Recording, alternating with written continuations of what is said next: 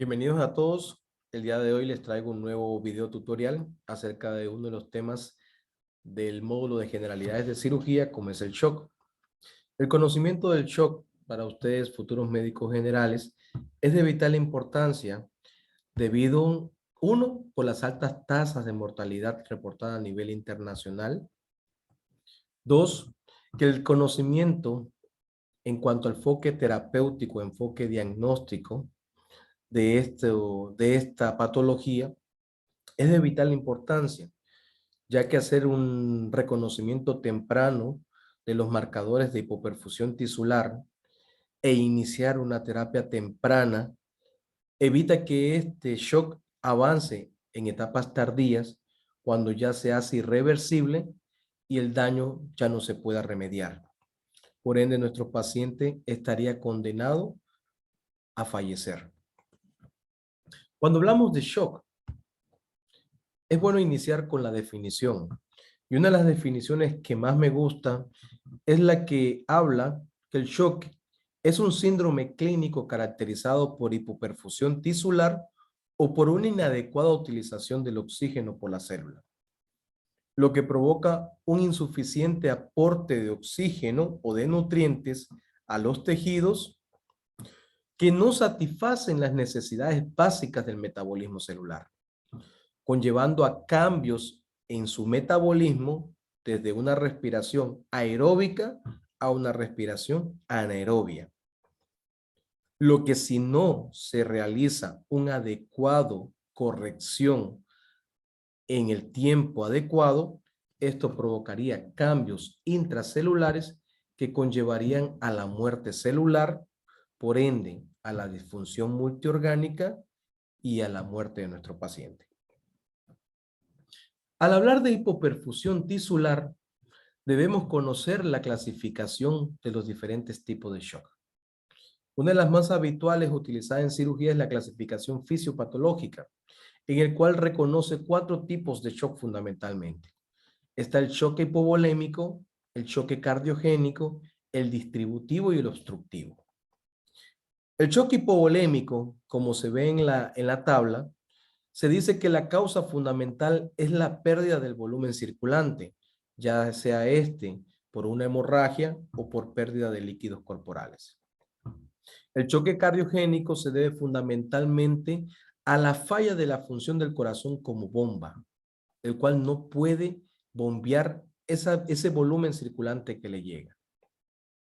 El distributivo no es el volumen, no es el corazón, sino que se debe fundamentalmente a la pérdida del tono vascular periférico debido ya sea por un choque séptico, por un choque neurogénico, por un choque traumático, por un choque anafiláctico, etc.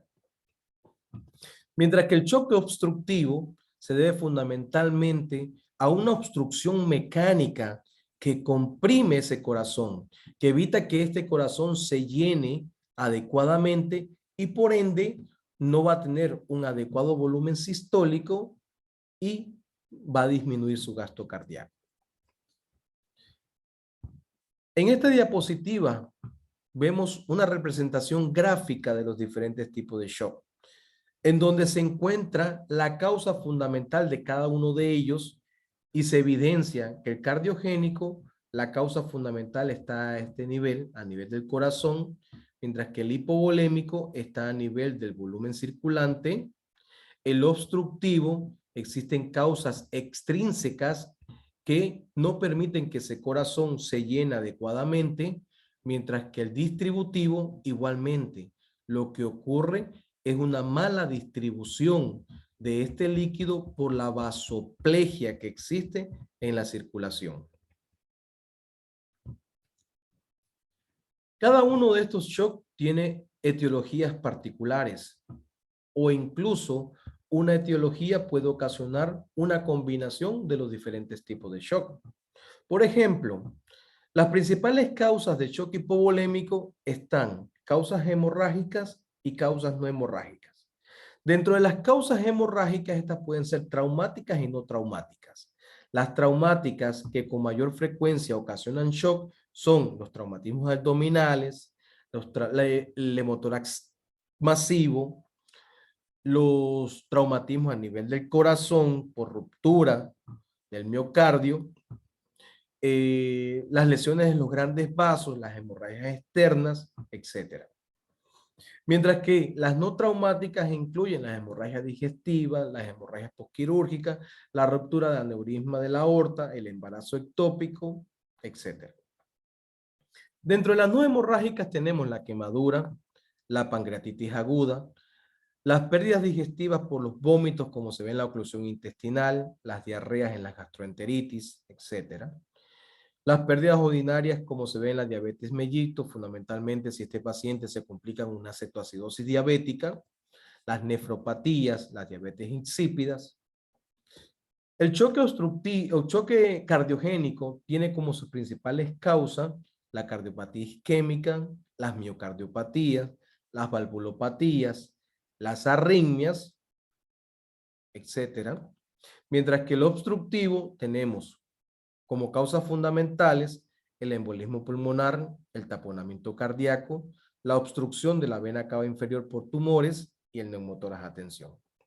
Y el distributivo ya mencionamos que está en dependencia del subtipo de shock, ya que este incluye el choque séptico, el choque adrenal, choque neurogénico, choque anafiláctico. ¿Ok?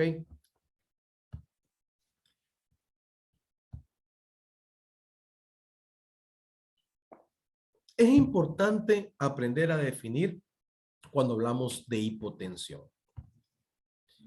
Se consigna como hipotensión a la cifra de la presión arterial sistólica menor a 90 milímetros de mercurio, así como a la disminución de esa presión arterial sistólica con un valor mayor o igual a 40 milímetros de mercurio con respecto a la basal. ¿Qué quiere decir esto? Recordar que existen pacientes que habitualmente manejan de manera permanente presiones arteriales sistólicas elevadas. Un caso hipotético es aquel paciente que tiene una presión arterial de 180 milímetros de mercurio. Llega a la emergencia y ustedes con decaimiento, malestar, ansioso, le toman la presión y tiene una presión arterial de 110, una presión arterial sistólica de 110. ¿Qué quiere decir? Que este paciente presentó una disminución de alrededor de 70 milímetros de mercurio con relación a su basal. Eso el organismo lo reconoce como hipotensión. Y por eso es el cuadro sintomatológico que el paciente siente. Otro de los criterios en el cual podemos definir a la hipotensión es cuando la PAN, o sea, la presión arterial media, está por debajo de 65 milímetros de mercurio. Sin embargo, recordar que la hipotensión no define el shock y siempre es importante que esta hipotensión se asocie a pruebas de hipoperfusión tisular. El recuento anatomofisiológico es importante para comprender todos esos cambios y esas alteraciones en la macrocirculación y en la microcirculación de nuestros pacientes, así como la evaluación de esos marcadores de hipoperfusión. Recordemos que la presión arterial es igual al gasto cardíaco por la resistencia vascular periférica. ¿Qué quiere decir?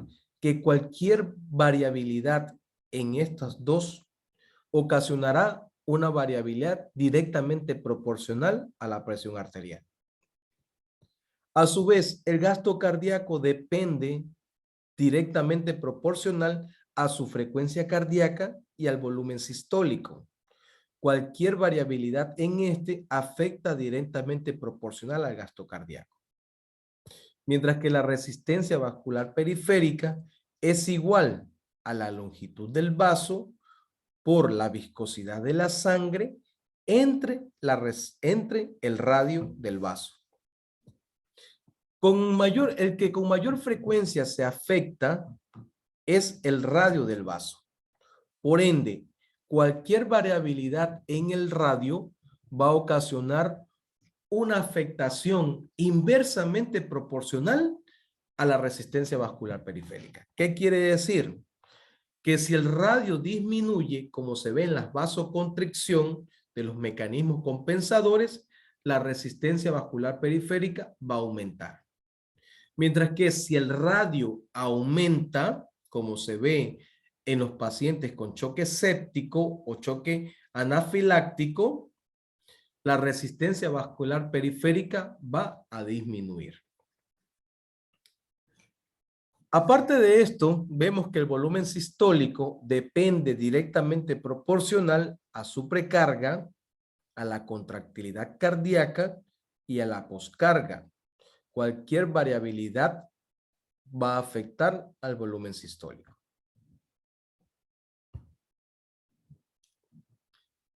Aquí nos damos cuenta cómo existe una macrocirculación y una microcirculación. El volumen circulante total de un ser humano generalmente se calcula con una constante que es de 70 ml por kilogramo de peso. Esta circulación o este volumen circulante generalmente se encuentra a nivel de la circulación sistémica en el 84%, como lo podemos ver aquí, mientras que el 9% se va a encontrar a nivel de la circulación pulmonar y el restante 7% se encuentra a nivel del corazón. Este diagrama nos permite comprender y recordar una propiedad de las venas, que es que sirven como reservorio de volumen o de sangre. Miren cómo el 64% de la circulación sistémica se encuentra a nivel de las venas, vénulas y seno venoso, mientras que solo el 13% está a nivel de las arterias y el otro 7% está a nivel de las arteriolas y capilares. ¿Qué quiere decir? A nivel de la microcirculación. A nivel de la microcirculación es importante conocer su anatomía, ya que nos va a permitir explicar esos cambios a nivel de la microcirculación.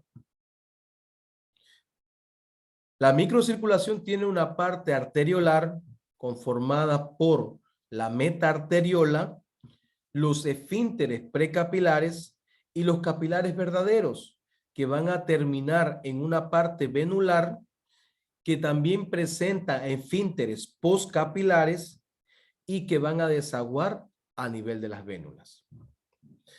Cada uno de estos detalles es importante conocer, ya que recuerden que el shock se caracteriza por una hipoperfusión tisular. Por ende, la mayoría de los cambios están a nivel ístico, a nivel celular.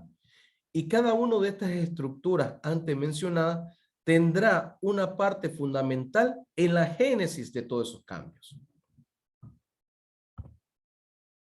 Recordemos los mecanismos compensadores que ya anteriormente habíamos hablado cuando topamos el tema de líquidos y electrolitos. Habíamos mencionado que existen múltiples mecanismos compensadores, siendo los más frecuentes el sistema nervioso simpático, el cual va a actuar a nivel del corazón y a nivel de los vasos sanguíneos periféricos, y en el corazón va a provocar un aumento de la frecuencia cardíaca y de la contractilidad, que va a afectar directamente al gasto cardíaco, aumentándolo, y de esta forma tratar de compensar esa presión arterial afectada. Mientras que a nivel de los vasos periféricos, ya sea a nivel de la piel, de los vasos de la piel o de los órganos vitales, como son de la circulación espláncnica, va a provocar una vasoconstricción, que esto va a aumentar el retorno venoso, que hablamos de precarga, y también aumentar resistencia vascular periférica, lo que ocasionaría un aumento de esa presión arterial.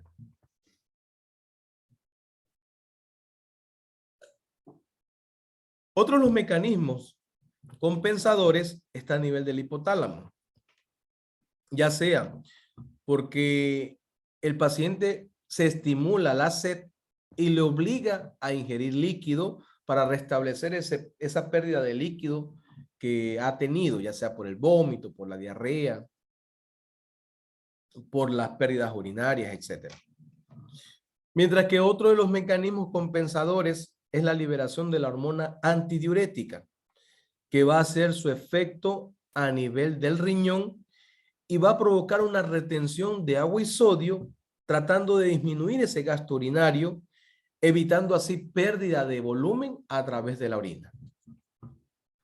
De igual manera, a nivel del riñón se libera la renina y este va a provocar una activación del eje angiotensina-aldosterona, reconociendo a la angiotensina como un potente vasoconstrictor que va a aumentar la resistencia vascular periférica y por ende va a tratar de compensar esa presión arterial. De igual manera, la aldosterona va a actuar a nivel del riñón, reteniendo agua y sodio y así también tratando de disminuir el gasto urinario y evitando las pérdidas de líquido a través de la orina. De esta forma, sobre todos estos mecanismos compensadores, debemos tratar de conocerlo para poder entender todo ese cuadro sintomatológico y los signos clínicos e incluso las variables de hipoperfusión a la hora de evaluar a nuestros pacientes. Existen diferentes patrones hemodinámicos en los distintos tipos de shock. Los más frecuentemente evaluados son la presión venosa central, la presión media de la arteria pulmonar, la presión de enclavamiento de la arteria pulmonar, la presión arterial media, el gasto cardíaco y la resistencia vascular periférica. La presión venosa central fundamentalmente se encuentra baja en el choque hipovolémico y en el choque distributivo. En el choque hipovolémico se explica por la pérdida de líquido, mientras que en el choque distributivo se explica por la vasoplegia o la vasodilatación que existe fundamentalmente. Mientras que en el cardiogénico y en el obstructivo generalmente está alta, ya que aquí la causa fundamental está a nivel del corazón y este no se permite, o sea, hace que se empiece a remansar sangre en el sistema venoso y esto ocasiona una elevación de la presión venosa central, que clínicamente se puede traducir por ingurgitación de las venas yugulares. Otra de los parámetros hemodinámicos a evaluar es la presión arterial media, que se encuentra baja en todos los tipos de shock, al igual que el gasto cardíaco, solo encontrándose elevado en los pacientes con choque séptico, debido a que dentro de los mecanismos compensadores en ese shock está la elevación del gasto cardíaco y está en su fase hiperdinámica. La resistencia vascular periférica en la mayor parte está elevada, solamente en el choque distributivo está disminuida, por lo que anteriormente mencionamos, debido a que existe una pérdida del tono vascular ocasionando una vasoplegia y por ende disminuye la resistencia vascular periférica. Es importante entender cómo una inadecuada utilización de oxígeno puede provocar alteraciones a nivel de la microcirculación. Y por ende, la explicación de los estados de shock en la fisiopatología es muy relevante, en la cual se reconocen 4 fases fundamentales. Una fase inicial, una fase compensadora, una fase progresiva o de shock descompensado y una fase irreversible. En los dibujos localizados a la izquierda de la pantalla, podemos ver los cambios a nivel de la microcirculación de cada una de estas fases. La fase inicial, las pérdidas de líquido o la causa fundamental, por ejemplo, en el shock hipovolémico, no ocasiona fundamentalmente cambios en la hemodinamia de nuestros pacientes. Generalmente, la redistribución de los líquidos trata de compensar en esta fase. Mientras que en la fase compensadora, los diferentes mecanismos compensadores de la presión arterial se han activados tratando de mantener cifras normales en esta presión arterial y así tratando de evitar, prevenir lesiones de la célula en órganos fundamentales como son el cerebro, el corazón y logrando una redistribución del flujo. Pero esto ocasiona hipoperfusión en diferentes partes del organismo, como dijimos, a nivel de los vasos de la piel, a nivel de la circulación espláncnica, por ejemplo. Esta hipoperfusión hace que el metabolismo celular cambie. Recordemos que una respiración aeróbica genera alrededor de 38 moléculas de ATP. Una respiración anaeróbica genera alrededor de 2 moléculas de ATP. Es de vital importancia que ustedes sepan que la integridad y el funcionamiento normal de la célula depende de su capacidad para generar energía. Por ende, un metabolismo celular anaeróbico con frecuencia genera cambios a nivel intracelular que terminan con la muerte de esa célula. En este diagrama podemos recordar que una de las principales fuentes de energía son los carbohidratos. Aquí vemos que la glucosa a través de la glucólisis se convierte en ácido pirúvico. Cuando existe un adecuado metabolismo celular y adecuado aporte de oxígeno a la célula, pasa al ciclo de Krebs, en donde se genera alrededor de 36 moléculas de ATP y luego pasa a la cadena transportadora de electrones, en donde estas reacciones liberarán alrededor de 2 moléculas más de ATP, generando en sí 38 moléculas de ATP, como habíamos explicado anteriormente. Mientras que cuando no existe oxígeno, este ácido pirúvico pasa al ciclo de Cori, que va a generar moléculas de ácido láctico, lo que va a ocasionar la producción de una acidosis metabólica y solamente la generación de 2 moléculas de ATP, lo que explicaría por qué la muerte celular en fases avanzadas del shock.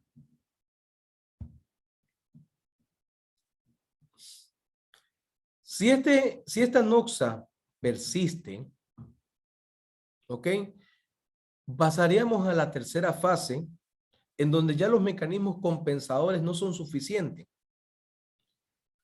A la vez, ese estímulo simpático, por medio de adaptación al estímulo, los esfínteres precapilares se abren a este nivel. Hay apertura de los esfínteres precapilares. La circulación avanza aquí, pero el esfínter postcapilar se mantiene cerrado. Y esto ocasiona una de las cosas más fundamentales que caracterizan esta fase, que es el encharcamiento de la microcirculación, que junto a la lesión endotelial provocará que a este nivel se empiecen a formar múltiples microtrombos. Liberación de sustancias tóxicas como el factor de necrosis tisular, el óxido nítrico, entre otras, que hasta el momento pudiera todavía ser reversible si logramos actuar adecuadamente.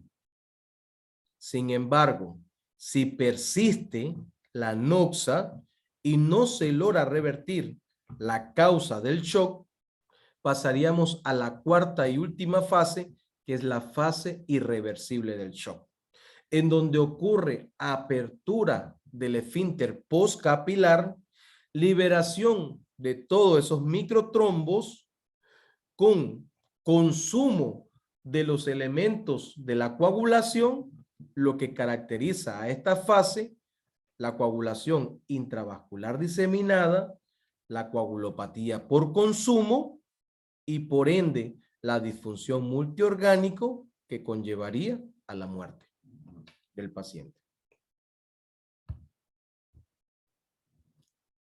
Pero señores, un reconocimiento temprano de marcadores de hipoperfusión permitirá iniciar un tratamiento inmediato y de esta forma evitaríamos el avance del shock a la fase irreversible. Pero ¿cuáles son estos mecanismos o estos marcadores de hipoperfusión? Como le dijimos, para establecer el diagnóstico del paciente en shock, existen parámetros clínicos, parámetros hemodinámicos y parámetros bioquímicos para evaluar un paciente.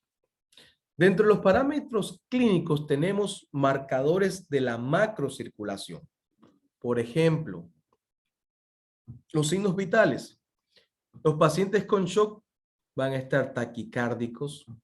Los pacientes con shock van a estar taquipneicos, van a estar hipotensos, van a estar oligúricos. Mientras que, ¿cuáles son los marcadores de la microcirculación? Son esas afectaciones que se ven a nivel de la piel. Por ejemplo, el llene capilar enlentecido mayor de 2 segundos. Alteración del estado de la conciencia, ya sea por irritabilidad o confusión o estupor. El ritmo diurético en los pacientes generalmente se ven oligúricos. La frialdad y la palidez de la piel, entre otros. Mientras que los marcadores hemodinámicos tenemos métodos para evaluarlos, tanto métodos no invasivos como invasivos. Por ejemplo, dentro de los métodos no invasivos, la ecografía es muy importante a la hora de evaluar la variabilidad de los patrones hemodinámicos en pacientes con shock. Mientras que los métodos invasivos tenemos fundamentalmente el uso de catéter, como es el catéter venoso central o el catéter de Schwann-Ganz, para evaluar la variabilidad de la presión arterial de enclavamiento de la arteria pulmonar, entre otros. Y dentro de los parámetros bioquímicos tenemos la gasometría, fundamentalmente el exceso de base, y la determinación del lactato sérico, y también en dependencia del tipo de shock vamos a indicar biometría, vamos a evaluar los leucocitos, o sea, los reactantes inflamatorios agudos, en caso de que sea un shock séptico, entre otros. Recordar que el shock es una emergencia clínica quirúrgica y por ende debemos actuar evaluando el A, B, C, D, E. Aquí en esta tabla indico los diferentes signos clínicos a evaluar en los diferentes tipos de shock. Se resume que hay que evaluar la permeabilidad de la vía aérea. Generalmente la frecuencia respiratoria está aumentada. Recordar que uno de los cambios que ocurre en el shock es la acidosis metabólica y esta con frecuencia se asocia a una respiración de Kussmaul que ocasiona una respiración rápida y superficial como mecanismo compensador de esa acidosis metabólica. Generalmente en el shock hipovolémico y distributivo puede, como no puede haber esfuerzo respiratorio, mientras que en el cardiogénico y el obstructivo es muy evidente. Generalmente en el hipovolémico no existen ruidos respiratorios anormales, mientras que en el distributivo, si estamos hablando de un choque séptico por una neumonía, vamos a encontrar estertores, mientras que en el cardiogénico y obstructivo con frecuencia vamos a escuchar ruidos respiratorios anormales como son crepitantes, ya que hay remanso de sangre hacia los pulmones. La presión arterial va a estar en dependencia de la fase de shock, si es compensado o descompensado. La presión diferencial en el shock hipovolémico está estrecha, en el distributivo es variable, mientras que en el cardiogénico y el obstructivo generalmente es estrecha. La frecuencia cardíaca, ya dijimos que es uno de los principales signos clínicos que más precoz se ven en evidencia, ¿sí? Y está generalmente aumentada en todos los tipos de shock. La calidad de los pulsos generalmente en el hipovolémico es débil, en el distributivo puede ser débil, pero también saltones por una diferencial amplia, mientras que en el cardiogénico y el obstructivo generalmente están débiles. Con frecuencia la piel es fría, pálida y sudorosa, ¿ok? Solamente en el choque séptico puede estar en un inicio puede haber piel caliente, ¿sí? Pero posteriormente ya ocurre una disminución de la temperatura de la piel. El llene capilar con frecuencia es prolongado en los diferentes tipos de shock y la diuresis generalmente está reducida. El nivel de conciencia, generalmente nuestros pacientes están irritables al inicio y posteriormente si el shock progresa y se hace con mayor gravedad, estos pacientes pudieran estar somnolientos e incluso hasta estuporosos. La temperatura es muy variable en dependencia, vuelvo a decir, del tipo de shock que se manifieste. Aquí les muestro la gráfica de la clasificación de las hemorragias que se usa generalmente en el protocolo ATLS. Aquí se ven los diferentes patrones, tanto cardiocirculatorio, respiratorio, mental, urinario, e incluso las recomendaciones en cuanto al tratamiento en la reanimación hídrica de estos pacientes. No me voy a detener a explicar esta gráfica, pero miren cómo se va evidenciando, cómo en el grado 1 generalmente no existen muchas alteraciones en cuanto a estos parámetros, solamente se refleja que quizás el paciente esté levemente ansioso, mientras que ya en el grado 2 ya se ve afectación en la frecuencia respiratoria, en el estado mental, en el gasto urinario, así como la presión de pulso está disminuida y la taquicardia es mayor, ya se hace evidente de 100 a 120 latidos por minuto, pero se mantiene la presión arterial. Queremos que reflejándose aquí cómo están activados los mecanismos compensadores.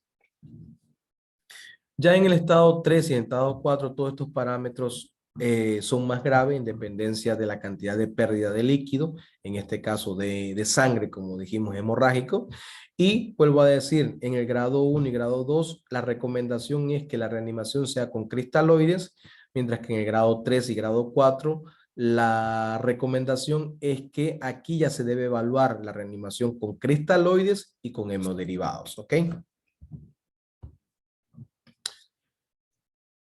Es lo mismo, solamente para que se den cuenta que estos signos clínicos dependen del estadio del shock en el que encontremos. Un choque compensado, muy poco es las alteraciones que vamos a encontrar.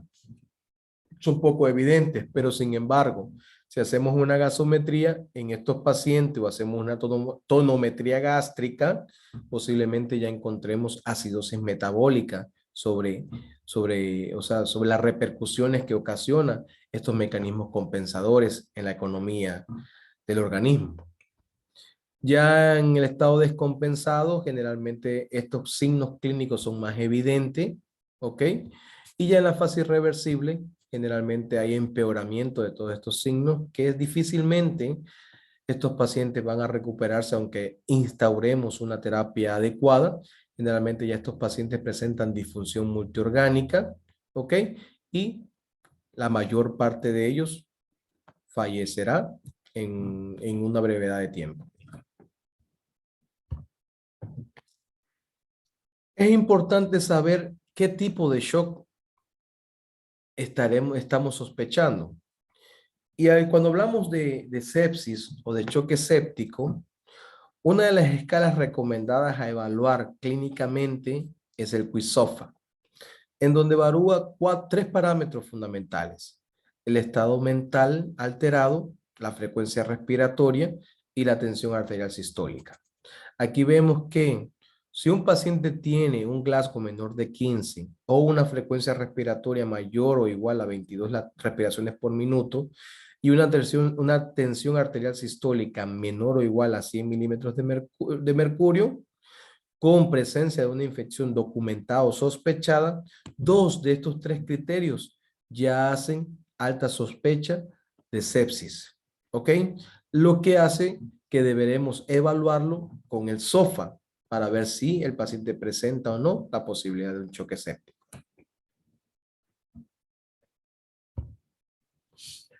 Otro de los signos clínicos a evaluar es el Mottling Score.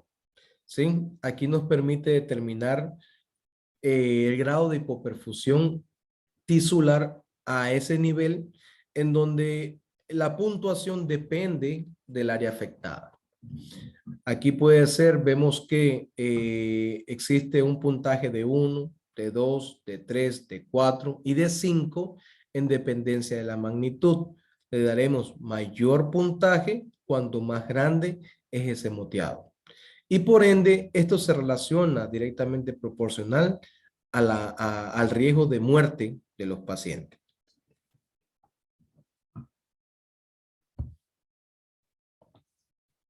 Como dijimos, otro de los parámetros a evaluar son el monitoreo hemodinámico. Fundamentalmente aquí vamos a evaluar el aporte de oxígeno, el cual depende del gasto cardíaco y de la cantidad arterial de oxígeno. En estas fórmulas vemos cómo el aporte de oxígeno es directamente proporcional al valor de gasto cardíaco y de la cantidad arterial de oxígeno. Pero esa cantidad arterial de oxígeno depende de la hemoglobina, que debe ser multiplicada por un coeficiente que es estándar de 1.36 por la saturación venosa de oxígeno. Anteriormente mencionamos que el gasto cardíaco era igual al volumen sistólico por la frecuencia cardíaca y la frecuencia y el volumen sistólico depende de la precarga, poscarga y contractilidad. Generalmente los valores normales de ese aporte de oxígeno es de 200 a 250 ml minuto o el índice del aporte de oxígeno bordea entre los 120 a 160 ml minutos metro cuadrado. Ahora, para determinar si el aporte de oxígeno es adecuado para satisfacer las necesidades tisulares, se debe medir la saturación venosa de oxígeno. Esta es igual, este volumen de oxígeno es igual al gasto cardíaco por la cantidad arterial de oxígeno menos la cantidad venosa de oxígeno multiplicada por 10. Generalmente bordea entre unos 250 ml por minuto. Mientras que la cantidad venosa de oxígeno es igual a la hemoglobina multiplicada por 1.37 por la saturación venosa de oxígeno. Todo esto sumado por una constante que es 0.003 por la presión venosa de oxígeno, que generalmente toda esta sumatoria aritmética dará un valor normal entre 16 a 18 ml por decilitro. Muy similar la cantidad arterial de oxígeno, sin embargo aquí es por la saturación arterial de oxígeno y por la presión arterial de oxígeno. Todo esto se debe retirar, se recomienda que la sangre venosa se tome del catéter de Swan-Ganz.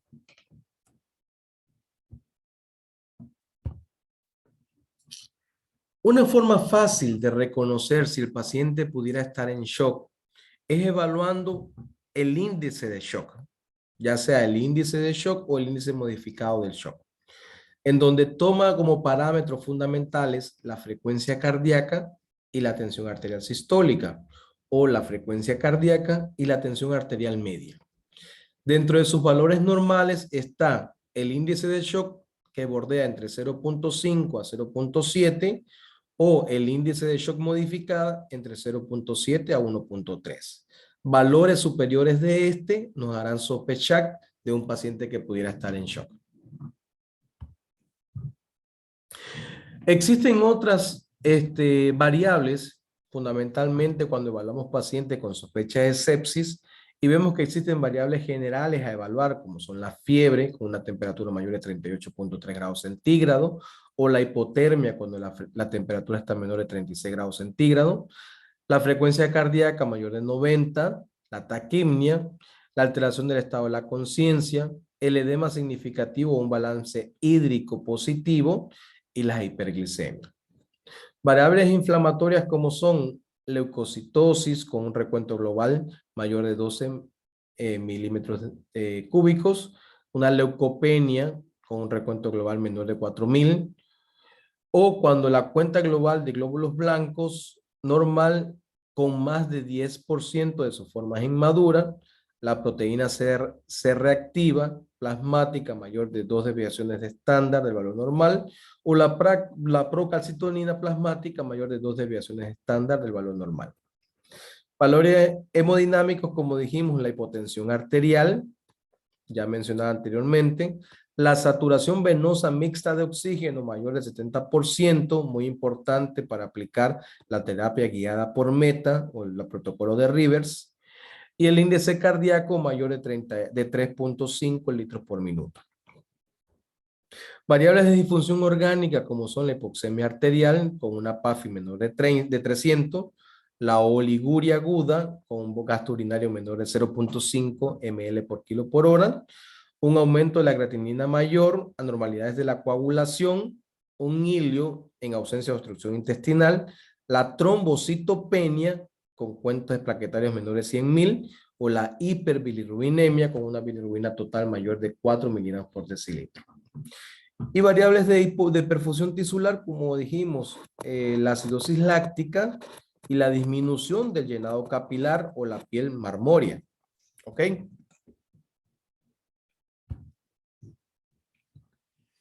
¿Cómo evaluamos esa precarga del volumen sistólico? Existen diferentes parámetros, ya sean estáticos o dinámicos, para evaluar esa precarga. Dentro de los parámetros estáticos tenemos la presión venosa central, la presión de enclavamiento de la arteria pulmonar a través de un catéter de Swan-Ganz y por último el volumen telediastólico global indexado. Dentro de los parámetros dinámicos tenemos variabilidad del volumen sistólico, variabilidad de la presión de pulso y la elevación pasiva de las piernas. En estos videos vemos cómo se evalúa esa presión venosa central. Colocamos un catéter venoso central y evaluamos la curva en el monitor de ese catéter venoso central en relación a el trazado electrocardiográfico. Cualquier variabilidad de esa curva normal de la presión venosa central, como vemos en esta parte del monitor, ¿sí? Pudiera existir alguna alteración en cuanto al volumen, por ejemplo, o en cuanto a la presión. Generalmente se dice que la meta objetivo de lograr en la presión venosa central es mantener una presión venosa central entre 8 a 12 centímetros cúbicos, centímetros de agua. Ahí podemos ver esa curva que el monitor establece de la presión venosa central y miren cómo más adelante en el video evaluamos curvas anormales que nos hablan a favor de, por ejemplo, la curva del taponamiento cardíaco. Miren cómo es diferente al trazado habitual, ¿sí? También podemos ver la curva que se ve en los pacientes con alguna fisiología restrictiva. Miren cómo hace una curva diferente en el monitor al momento de evaluar esta presión venosa central. Aquí en el siguiente video, que está al lado derecho, vemos cómo se introduce un catéter de Swan-Ganz a través de la aurícula derecha, posteriormente pasa al ventrículo derecho, de ahí se dirige a la arteria pulmonar y llegamos a un momento en donde llegamos al sitio adecuado y ahí es donde vamos a calcular esa presión de enclavamiento de la arteria pulmonar.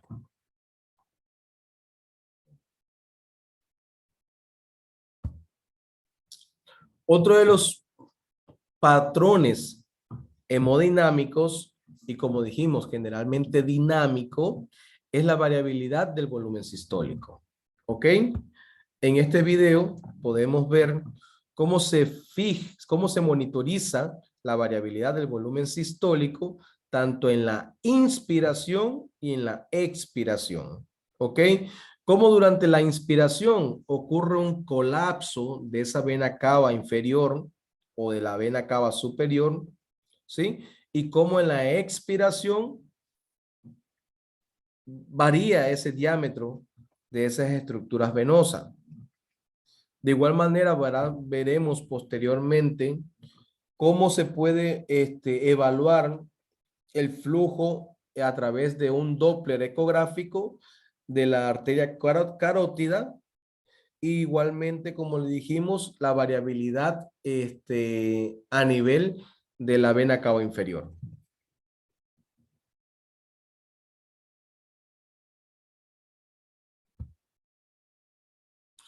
Otro de los parámetros a evaluar es el posicionamiento con el levantamiento pasivo de los miembros inferiores con un ángulo de 45 grados, el cual permite ver y evaluar si estos pacientes, al tener alguna variabilidad en sus parámetros hemodinámicos, van a ser respondedores o no a la resucitación hídrica. ¿Ok?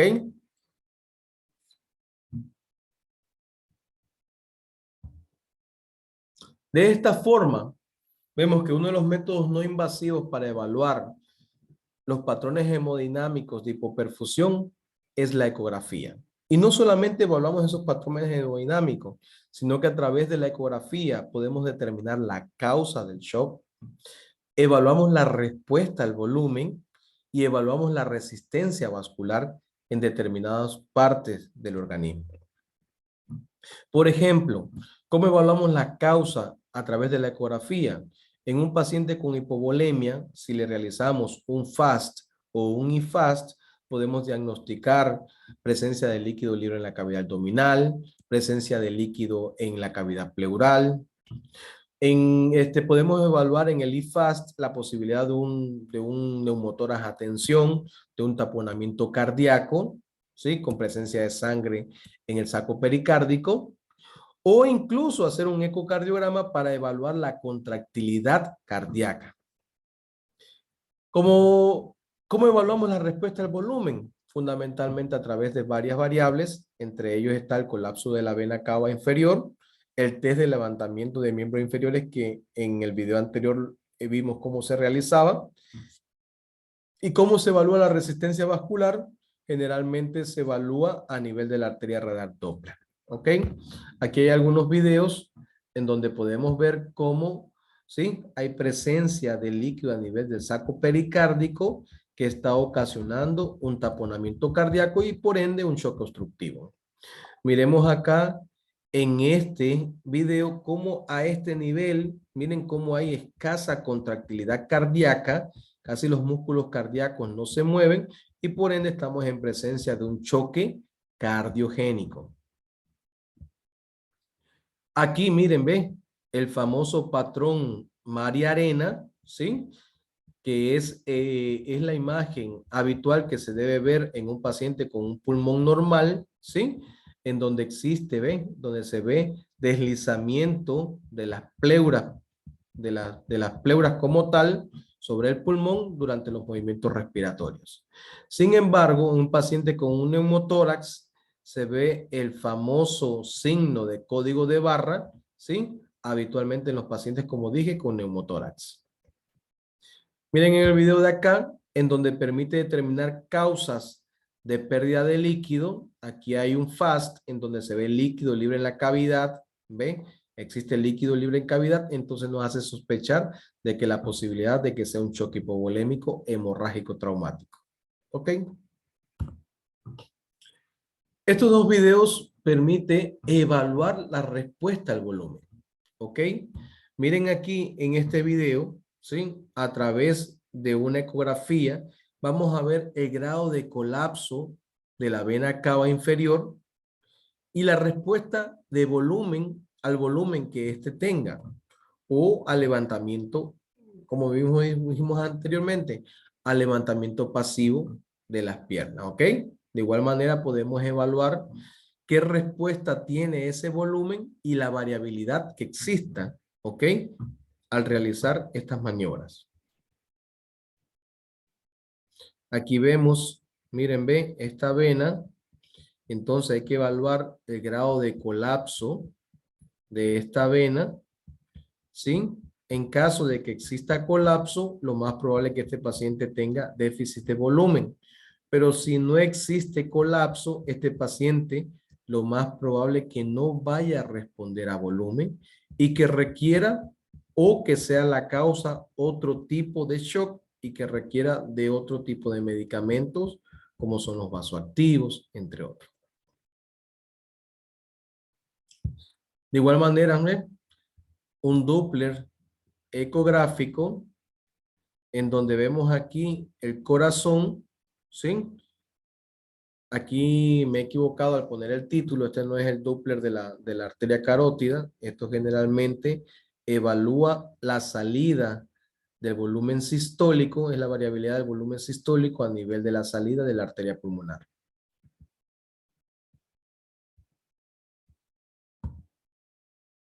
Y así vemos, muchachos, que en respuesta a la ley de Frank Starling, ¿sí? Permite evaluar la respuesta a fluido que van a tener los pacientes. Frank Starling dice que a mayor distensión de las fibras musculares cardíacas, mayor fuerza de contracción. ¿Ok? Por lo tanto, si aumento supuestamente el volumen que le llega al corazón, ese corazón tendrá mayor posibilidad de contraerse. ¿Ok? Si por algún motivo la causa es por falta de volumen. En caso de que la causa sea por otra causa como son en el choque cardiogénico, el choque obstructivo, difícilmente va a tener respuesta a ese incremento de volumen. Este diagrama o algoritmo me encanta, ya que te permite determinar qué hacer ante todo paciente con hipotensión arterial. Aquí te explica que cuando llega un paciente con hipotensión arterial, lo primero que debes evaluar son los signos de hipotensión tisular. Por ejemplo, si el paciente presenta alguna alteración del estado de la conciencia. Si el paciente presenta alguna alteración a nivel de la piel, por ejemplo, el moteado, o la piel está fría, pálida, sudorosa, ¿ok? Si el paciente está taquicárdico, si el paciente está oligúrico o al realizar algún tipo de examen de hipoperfusión, existe una elevación del lactato sérico. Si están ausente, se debe sospechar que el paciente presenta una hipotensión crónica, un síncope y posteriormente transferir para el tratamiento. Mientras que si están presentes cualquiera de estos, posiblemente el paciente tenga un shock circulatorio y por ende hay que estimar, ¿sí? Hay que estimar la variabilidad y la saturación venosa de oxígeno. Si esta está normal o alta, debemos sospechar que este paciente posiblemente tenga un choque distributivo, ¿ok? Cuando el gasto cardíaco está normal o alto. Mientras que si este está disminuido, pero la presión venosa central está disminuida, lo más probable es que este paciente tenga un choque hipovolémico. Pero si esta está elevada, lo más probable es que este paciente tenga un choque cardiogénico o un choque obstructivo. ¿Ok? De esta forma, vemos en la parte B los diferentes tipos de shock según su frecuencia. Y nos damos cuenta que el más frecuente es el choque séptico, que se ve en alrededor del 62%. Le sigue el cardiogénico y el hipovolémico en igual cantidad, que se ven alrededor del 16%. Y por último, el choque distributivo no séptico, que se ve en el 4%, y el que menormente se ve es el choque obstructivo en un 2%.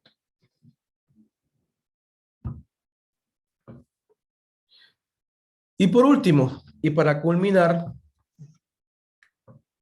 hay que saber cómo manejar y cuál es el enfoque terapéutico ante todo paciente con shock, una vez que ya hemos descubierto la causa y hemos detectado estos marcadores de hipoperfusión.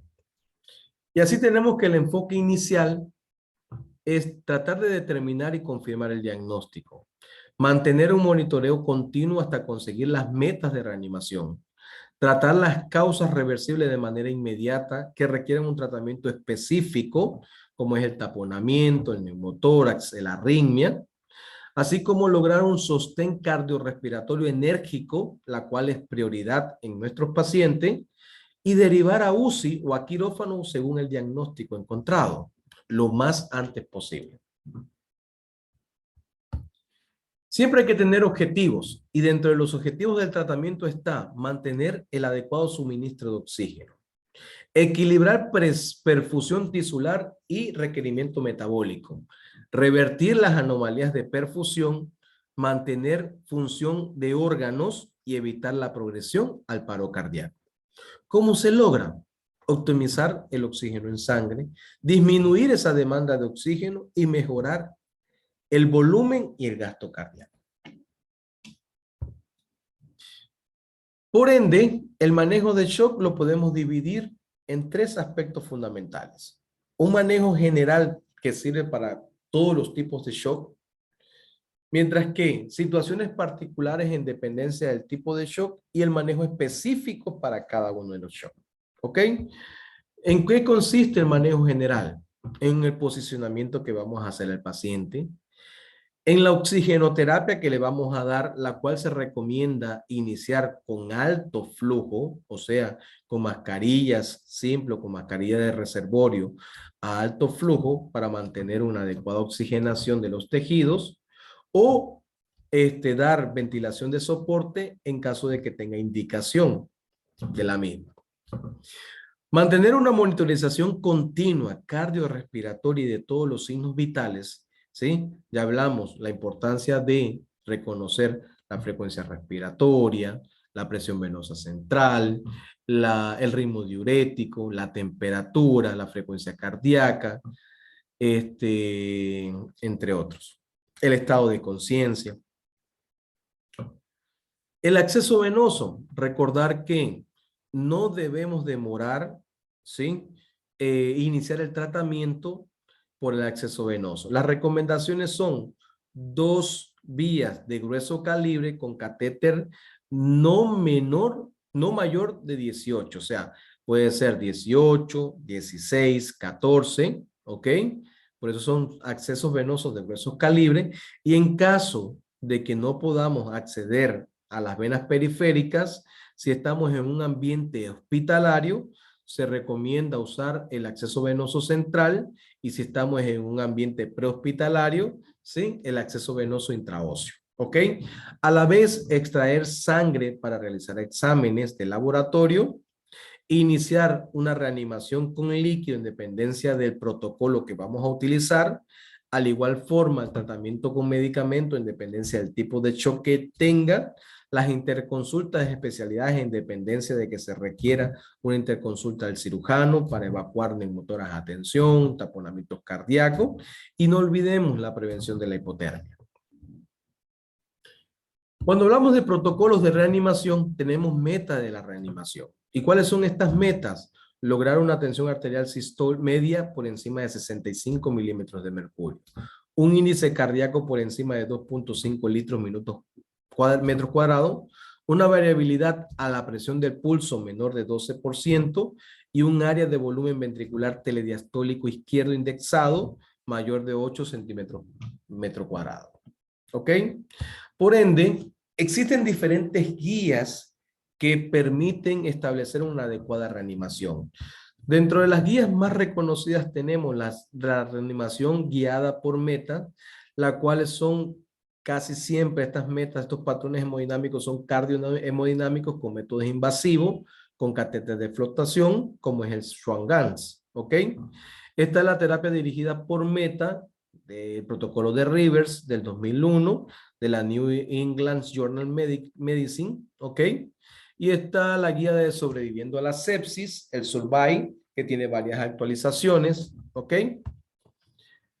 Dentro de la guía de la terapia guiada por Meta de River del 2001, existen los diferentes planteamientos en cual permite, establece o recomienda la valoración precoz de la hipoxia tisular, como es la diuresis, la presión arterial media, así como restaurar la perfusión celular y prevenir la disfunción orgánica, por lo que recomienda ajustar la precarga, la poscarga y la contractilidad para equilibrar el balance entre el aporte y el consumo de oxígeno.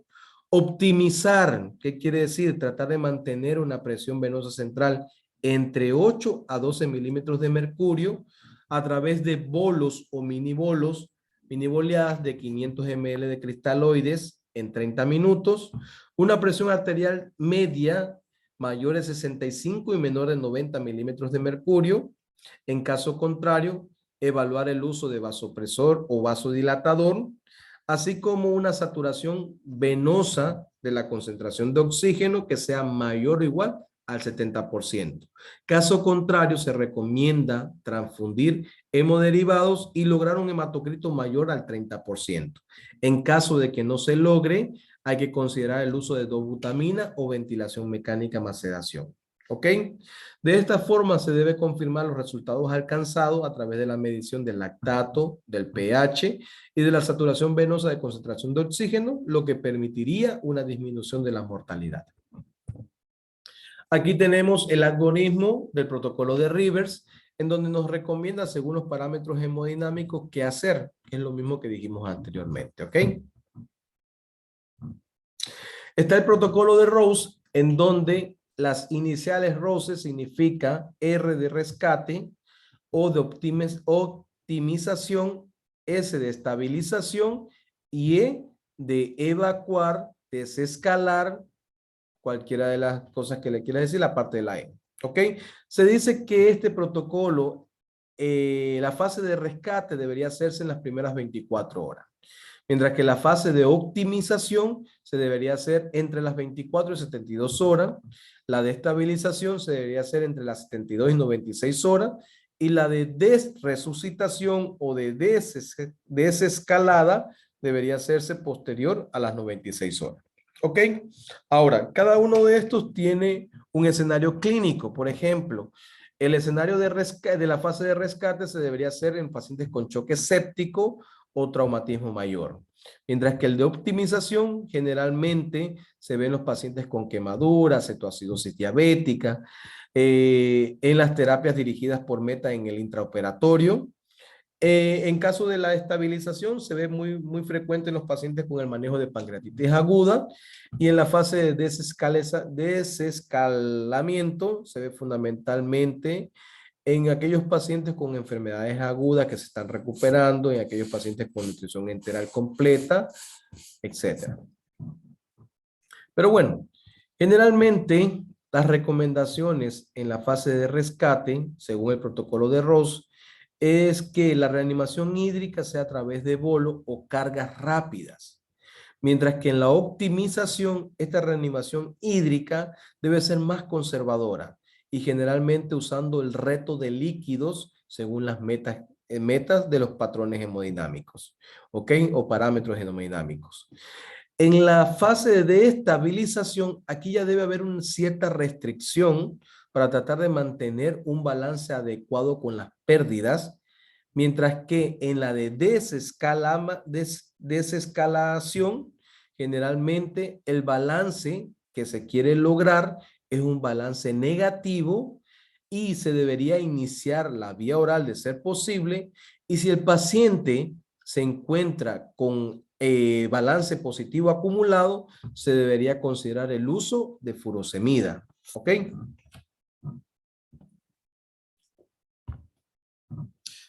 Aquí están las diferentes consideraciones actuales sobre el uso de soluciones intravenosas en el protocolo de Ross, el cual recomienda que las soluciones isotónicas o balanceadas deben ser usadas para la resucitación como primera línea. Se debe considerar la solución salina isotónica en caso de hipovolemia o en pacientes con alcalosis. Usar hemocomponentes en pacientes con hemorragia activa. Considerar coloides en pacientes con hipovolemia grave como segunda línea.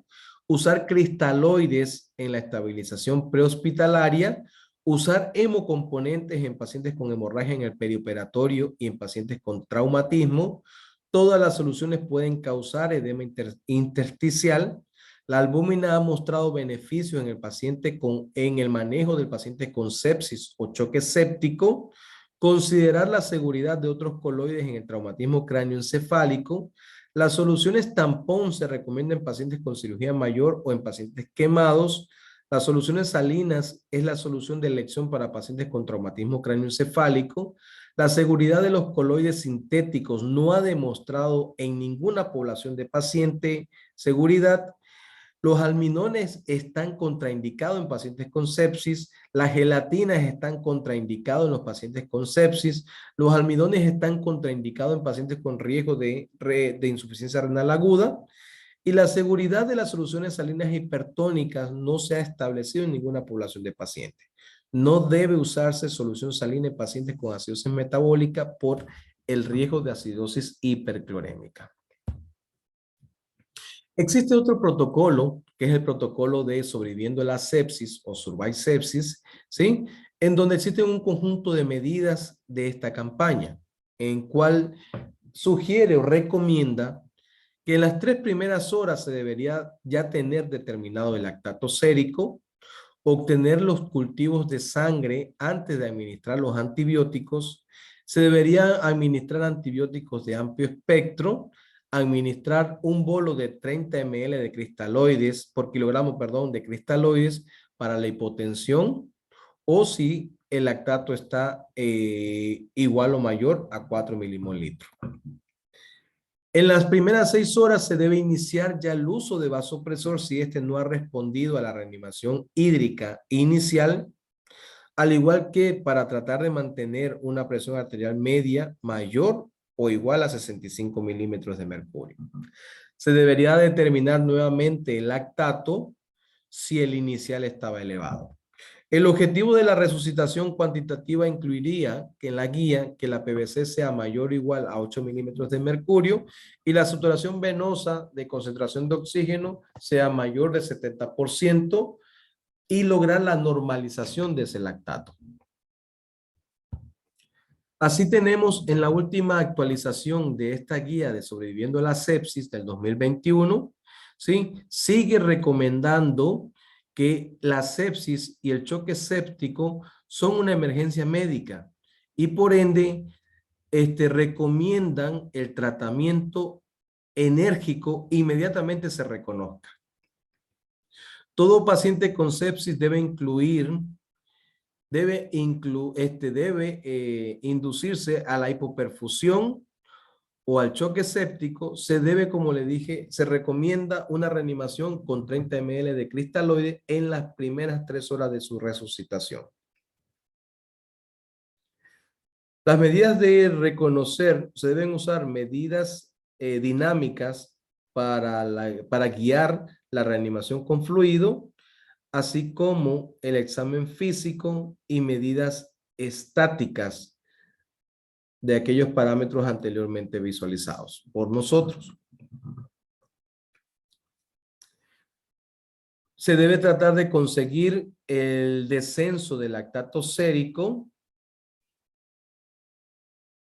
y repetir la valoración en caso de que el inicial esté elevado. ¿Ok? Dentro de las recomendaciones siguen los cristaloides, ¿ok?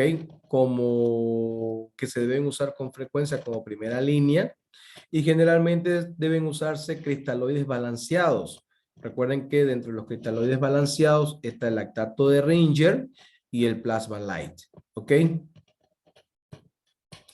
No se recomienda el uso de almidones en la resucitación con pacientes con sepsis o choque séptico, ni de gelatinas tampoco, ¿ok? Está otro protocolo, que es el Damage Control, en donde se basa fundamentalmente en 4 parámetros, en donde la reanimación debe valerse a través de los criterios de hipotensión permisiva, resucitación hemostática, el REBOA y la cirugía de control de daño. Recordar que la hipotensión permisiva no es nada más que tiene como meta tratar de mantener una presión arterial sistólica en el trauma penetrante entre 60 a 70 milímetros de mercurio, en el trauma cerrado entre 80 a 90 milímetros de mercurio, mientras que en el trauma cráneoencefálico este concepto está contraindicado, ya que la presión arterial sistólica debe ser siempre por encima de 90 milímetros de mercurio. ¿Ok? ¿Cómo se logra esta resucitación con control de daño? Limitando los cristaloides, manteniendo ese concepto de presión de hipotensión permisiva, activando el protocolo de transfusión masiva cuando sea necesario, con la transfusión de hemoderivados con una proporción de 1 por 1 por 1, controlar rápidamente la lesión anatómica donde está el sangrado, ¿sí? Por lo que se debe hacer un rápido diagnóstico y considerar el uso de antifibrinolítico en caso de que exista ya posibilidades de trastorno de la coagulación. Así tenemos dentro de los principios de este protocolo es que se debe evitar o corregir la hipotermia, aplicar presión directa o torniquete proximales al sitio de la hemorragia en las extremidades o hacer paquetes funcionales a nivel de la herida para tratar de controlar esa hemorragia.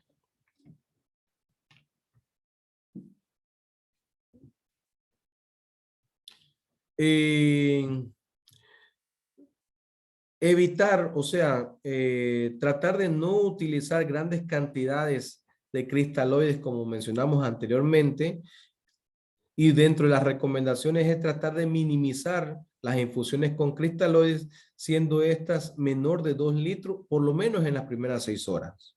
¿Ok? Activar el protocolo de transfusión masiva utilizando los productos de los hemoderivados que más rápidamente se encuentren presentes en la casa de salud. ¿Ok? Igualmente, no podemos retrasar el tratamiento definitivo, ya sea quirúrgico, endoscópico o arteriográfico, ¿ok? Tratar de minimizar el uso de plasma, plaquetas o células rojas en las transfusiones, logrando optimizar esta hemostasia, ¿sí? Obtener los resultados del laboratorio de la coagulación, ya sea por la medición del tromboelastografía o la tromboelastometría de Rotox, ¿ok? Tras la guía, ya sea por una transfusión empírica en las terapias guiadas, ¿sí? Y de igual forma, tratar de administrar selectivamente los anticoagulantes en caso de que se sospeche algún tipo de coagulopatía. Esta es una de las guías que más me gusta a mí para la reanimación, ¿sí? Es la guía ENICE, en la cual te dice alrededor de 4 algoritmos, ¿sí? El primer algoritmo que evalúa al paciente, un segundo algoritmo en el cual si el paciente presenta algún signo de inestabilidad, te habla a favor de un algoritmo de reanimación, de resucitación, pero si este paciente no presenta ningún grado de inestabilidad, te habla un tercer algoritmo, que es un algoritmo de fluidoterapia de mantenimiento, o un cuarto algoritmo que es la fluidoterapia de reemplazo o redistribución. Aquí tenemos todos los parámetros para evaluar el algoritmo número 1, en donde te dice, como dijimos, el shock es una emergencia clínica, en donde debe usarse la evaluación del ABCDE, y fundamentalmente va encaminado a la examinación, por ejemplo, de que si el paciente presenta una presión arterial sistólica menor de 100 milímetros de mercurio, una frecuencia cardíaca mayor de 90 latidos por minuto, un llene capilar prolongado mayor de 2 segundo, o presenta la piel pálida, fría, la frecuencia respiratoria está mayor de 20 respiraciones por minuto, o al hacerle una escala de News, esta es mayor o igual a 5, o al hacerle una maniobra de levantamiento pasivo de las piernas y vemos que responde a los fluidos, ¿sí? Estos pacientes generalmente son tributarios al algoritmo 2, que es el algoritmo de resucitación, y es el que vamos a ver en el momento de hoy, ya que estaremos hablando de shock. El algoritmo de resucitación te habla que estos pacientes inestables se debe identificar la causa rápidamente, ¿ok? Pero sin embargo también se debe hacer una reanimación hídrica guiada por bolos de 500 ml de cristaloides, ¿quedó claro? Que generalmente se hacen alrededor de 15 minutos. Posteriormente volvemos a evaluar a estos pacientes en caso de que se mantenga todavía inestable con los signos anteriormente mencionados. Debemos iniciar otras mini boleadas generalmente en una cantidad de 250 o 500 ml de cristaloides, y esto lo debemos hacer hasta no pasarnos por encima de los 2000. ¿Quedó claro? En caso de que ya nos pasemos por encima de 2000, debemos solicitar iniciar quizás tratamiento con vasoactivos o buscar otra posible causa que lo mantenga a este paciente en esa inestabilidad hemodinámica.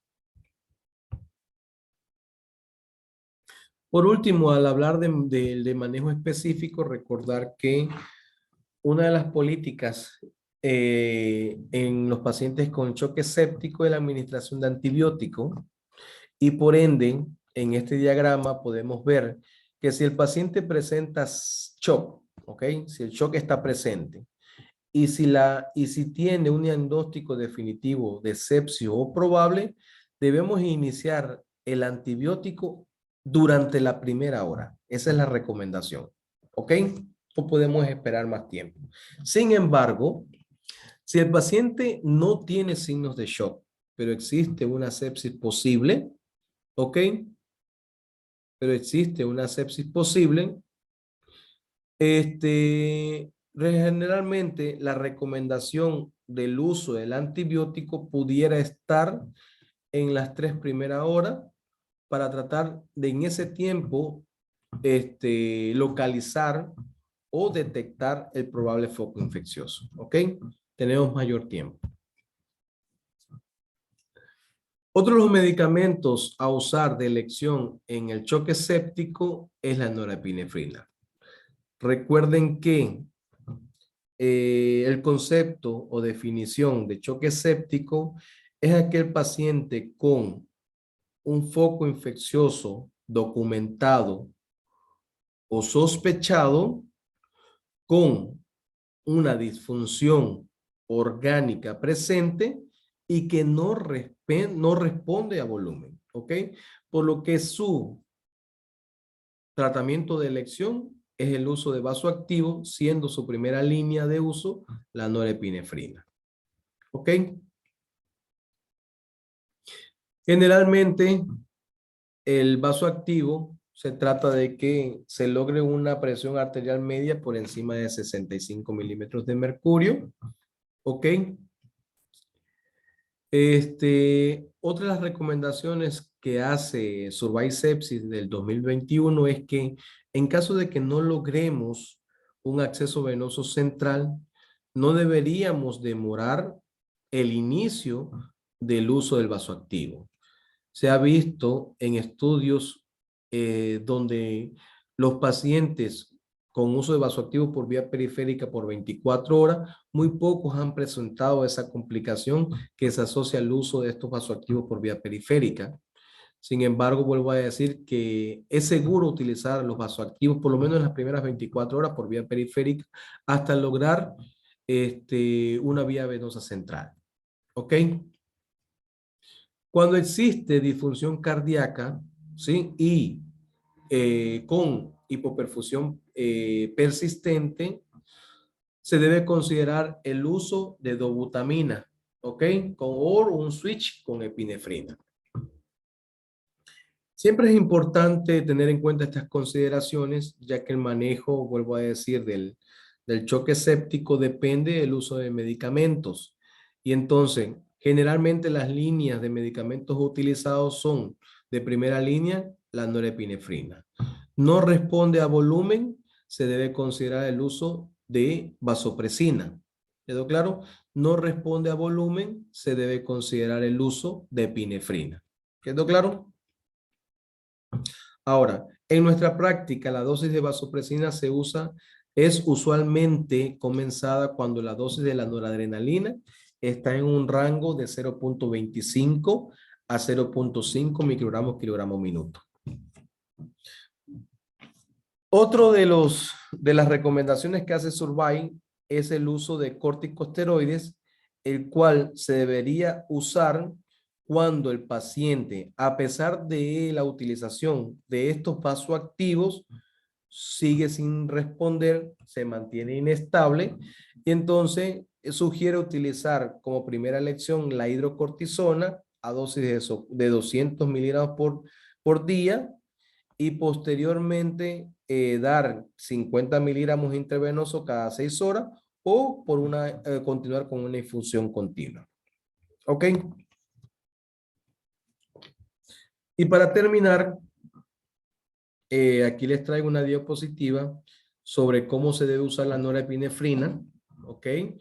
Donde está la fórmula de infusión, que es la dosis en la que vamos a utilizar por el peso del paciente en kilogramos por la concentración en dilución, ¿ok? Recordar que la norepinefrina viene en ampollas de 4 miligramos en 4 ml y generalmente la dosis es de 0.1 a 1 microgramo kilogramo minuto y para las perfusiones continuas generalmente podemos empezar de 2 a 20 microgramos minuto. Generalmente se hace una dilución de 8 ml, o sea, 2 ampollas en 250 ml de suero glucosado al 5%, obteniendo una concentración de alrededor de 0.53 miligramos por ml.